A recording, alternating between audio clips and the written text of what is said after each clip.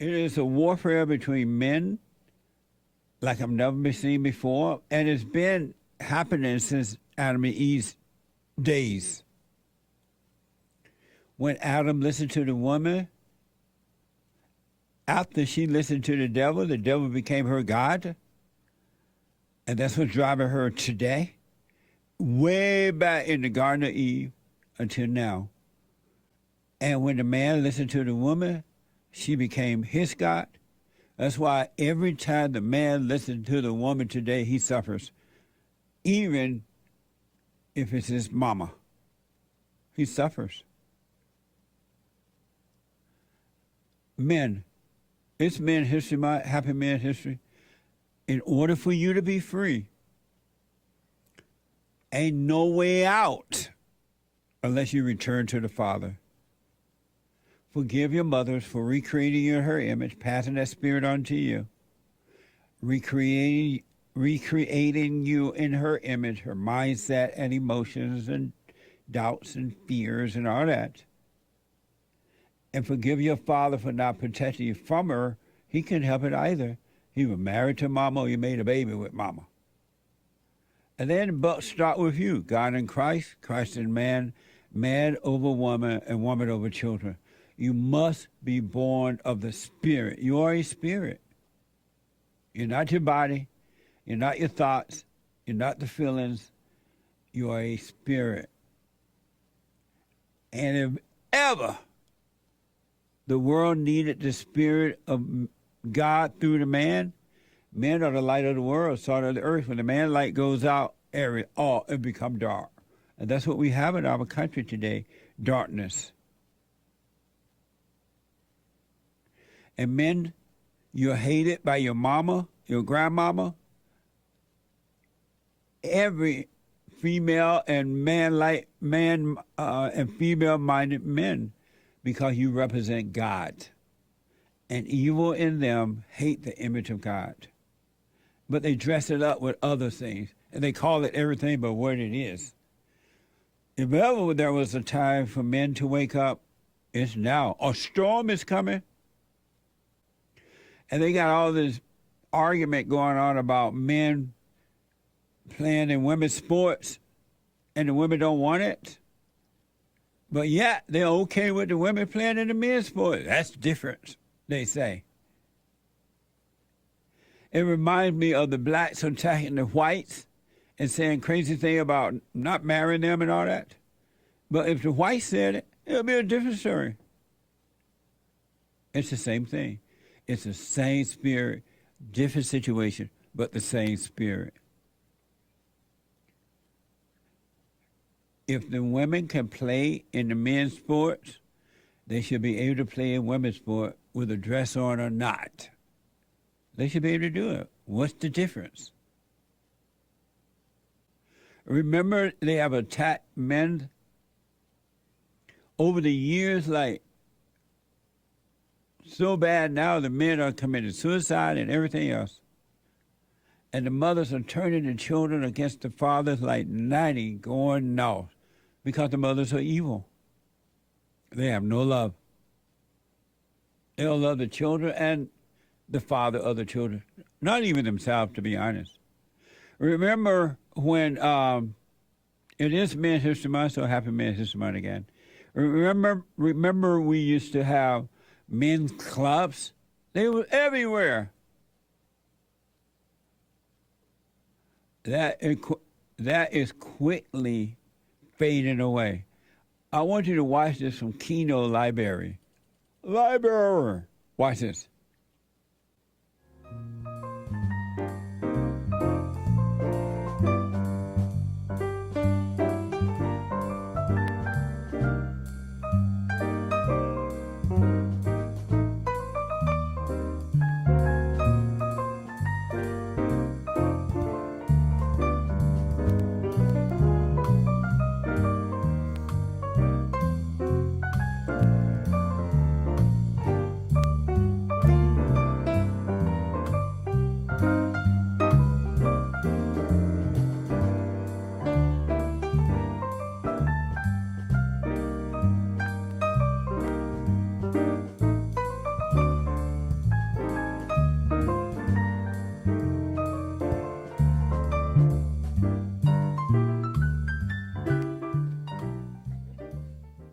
Nice.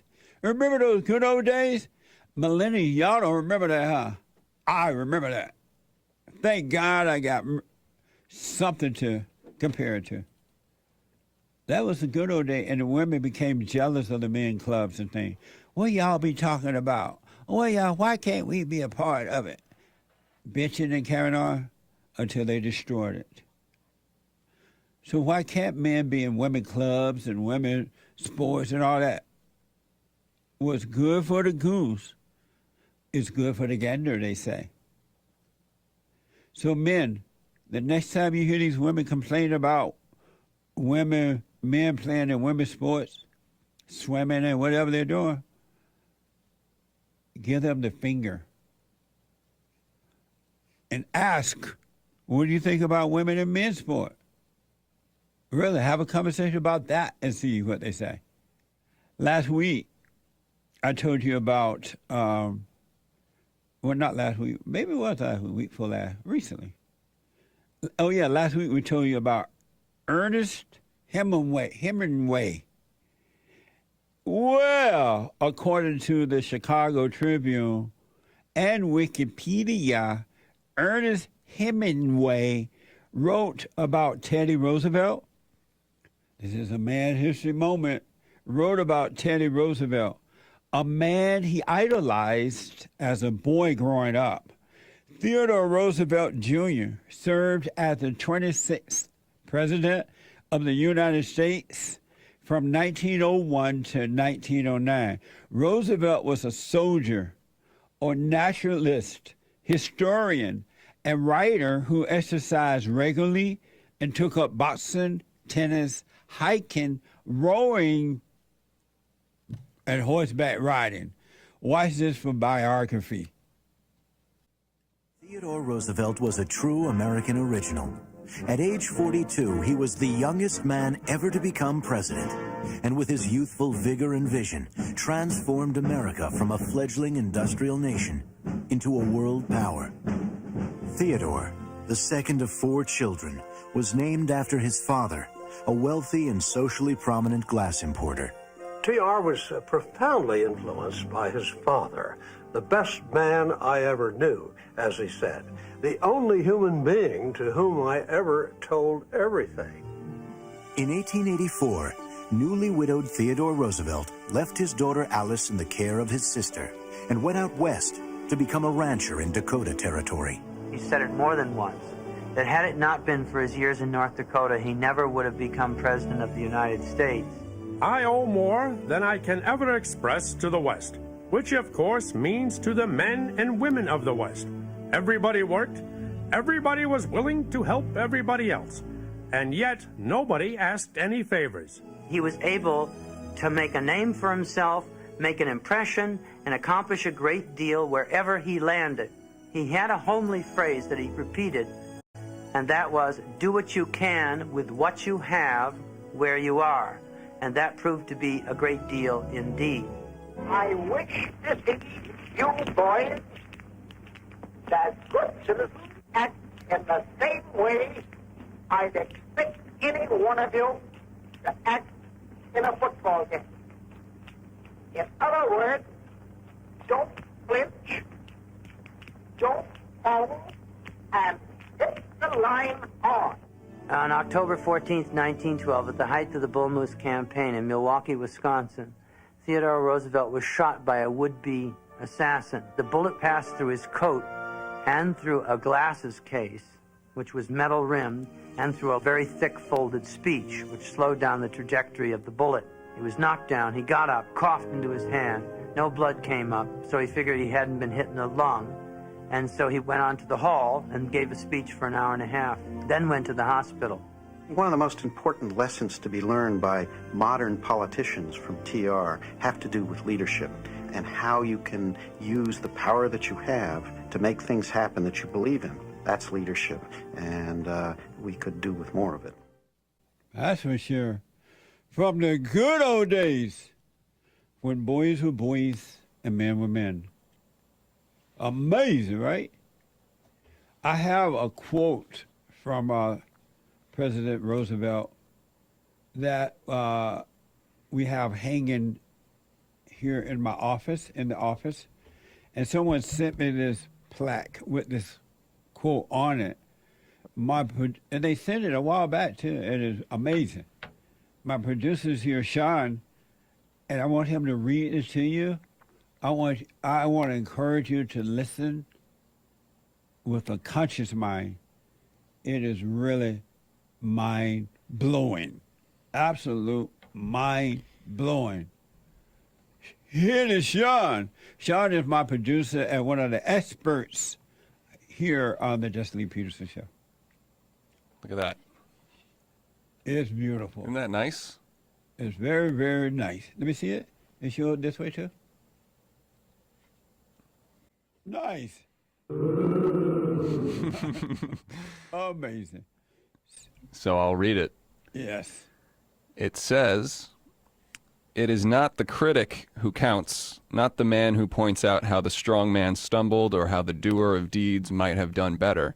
The credit belongs to the man who is actually in the arena, whose face is marred with sweat and dust and blood, who strives valiantly, who errs and comes short again and again, who knows the great enthusiasms, the great devotions, and spends himself in a worthy cause, who, if he wins, knows the triumph of high achievement, and who, if he fails, at least fails while daring greatly, so that his place shall never be with those cold and timid souls who know neither victory nor defeat." Amazing. It's not the critic who counts. That's right. Man, you should know this. They've forgotten. When we were growing up, they taught us this. They have forgotten now. What a mess. Yeah. A couple other interesting things about Theodore Roosevelt. Republican similarity to Trump in this way. According to constitutioncenter.org, Republican leaders didn't want him to be president. As a young Republican in politics, Theodore Roosevelt had angered top GOP honchos by refusing to appoint Republicans to bureaucratic positions. Amazing. Very similar. Yep. Donald Trump is Theodore Roosevelt. Yep. He was a prolific writer and reader. His memory, and he read 2 books a day for years. His memory was insane. And also, the teddy bear. Yeah. That comes from him. Right on. It says, "What's the deal with the teddy bear? While on a hunting trip as president, guides in Mississippi had arranged for Roosevelt to shoot an old bear that they had tied to a tree. Roosevelt refused to do so on sporting grounds, sportsmanship grounds. The incident became a newspaper cartoon, then inspired a shopkeeper to sell stuffed bears, which became teddy bears." Nice. And, manhood. Men, you are needed. Return to the Father. Return to your natural self. Yep. And stop living the unnatural self. He was the better of the two Roosevelts. Him and Franklin Roosevelt were fifth cousins. The Roosevelt that bought the blacks. Yeah, that made the New Deal. Oh. Came after Teddy Roosevelt. What? Franklin Roosevelt. They were fifth cousins. Fifth cousins. The communists, huh? New Deal, Amazing. And one more thing I wanted to say about Hemingway, that I didn't get to say last time, is that writing style. Yes. It's a particularly masculine way of writing, going on and on about your feelings and saying too much is a feminine way of going, page after page of your feelings and big words. His style was a very masculine way of terse, not saying much, but saying a lot with the few words that you do say. Efficiency, concise efficiency is a particularly masculine way of talking. And that's a little bit about Teddy Roosevelt. If ever we needed men back, if men were needed back on Earth, is now. Y'all need to wake up, guys. Really. And I know you don't have examples in the home anymore and all that, but get to know yourself. Get to know yourself. And one last thing, if you get to know yourself, if you get to know yourself, this will happen. Watch this from the If poem. If by Rudyard Kipling. If you can keep your head when all about you are losing theirs and blaming it on you, if you can trust yourself when all men doubt you, but make allowance for their doubting too, if you can wait and not be tired by waiting, or being lied about, don't deal in lies, or being hated, don't give way to hating, and yet don't look too good, nor talk too wise. If you can dream and not make dreams your master, if you can think and not make thoughts your aim, if you can meet with triumph and disaster and treat those two impostors just the same, if you can bear to hear the truth you've spoken, twisted by knaves to make a trap for fools, or watch the things you gave your life to broken, and stoop and build them up with worn-out tools, if you can make one heap of all your winnings and risk it on one turn of pitch and toss, and lose and start again at your beginnings and never breathe a word about your loss, if you can force your heart and nerve and sinew to serve your turn long after they are gone, and so hold on when there is nothing in you except the will which says to them, hold on. If you can talk with crowds and keep your virtue, or walk with kings nor lose the common touch, if neither foes nor loving friends can hurt you, if all men count with you, but are none too much, if you can fill the unforgiving minute with 60 seconds worth of distance run, yours is the earth and everything that's in it. And, which is more, you'll be a man, my son.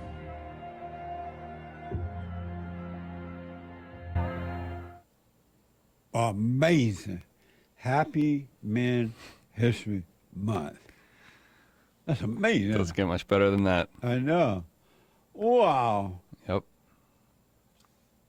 Well, I mean, what more can you say? I know. Things are only going to get worse if the men don't return to their natural state of being.